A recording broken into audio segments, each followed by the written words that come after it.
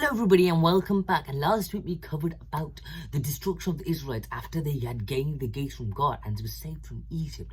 They lost their grace and showed unfaithfulness and lost their life in the wilderness and they never entered the promised land. They couldn't be able to attain the purpose and plan of God because of their fleshly desire, which made them weak. Moreover, we read the verse last week which covers Numbers 14th chapter. It says that they saw my glory and signs I performed for them in Egypt to save them, though they disobeyed me 10 times. So we're going to read this now in Numbers 14th chapter, in the 22nd verse. So, let's read that. It says, because all these men which have seen my glory and my miracles which I did in Egypt and in the wilderness, and have tempted me now these 10 times, and have not hearkened my voice. So then it says, surely they shall not see the land which I swear unto the fathers, neither shall they see any of them that provoked me see it.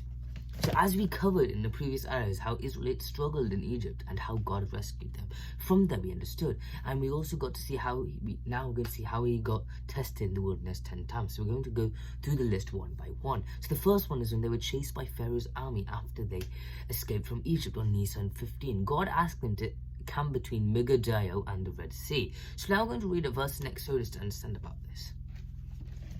So we can read Exodus 14th chapter, 2nd verse right now.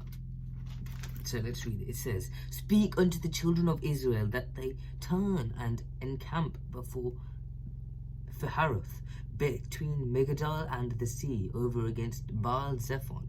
Before it ye shall campeth by the sea. So God in this verse has a particular reason for what he's doing, because God wants to show the Pharaoh who the real God is.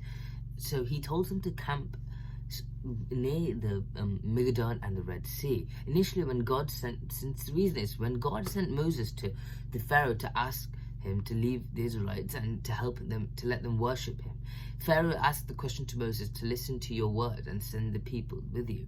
But then he asks, who is your God? I do not know who he is.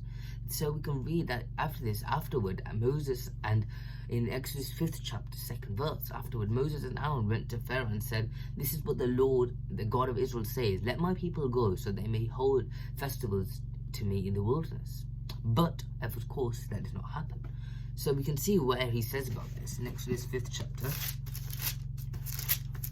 it says, and Pharaoh said, who is the Lord that I should obey his voice to let Israel go? I know not the Lord, neither will I let Israel go.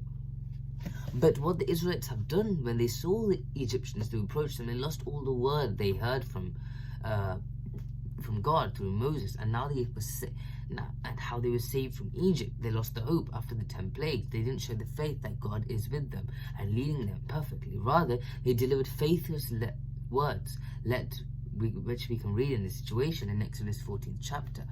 Since we can see that the reason what God was doing, God was telling them to camp between the Red Sea and the Megiddo place, was to show the Pharaoh who the real God is. And then we see the Red Sea miracle of the splitting seas and what happens to the Egyptians. God does this for a reason, to show his power towards the Pharaoh, as the Pharaoh himself questioned God. So now we can read.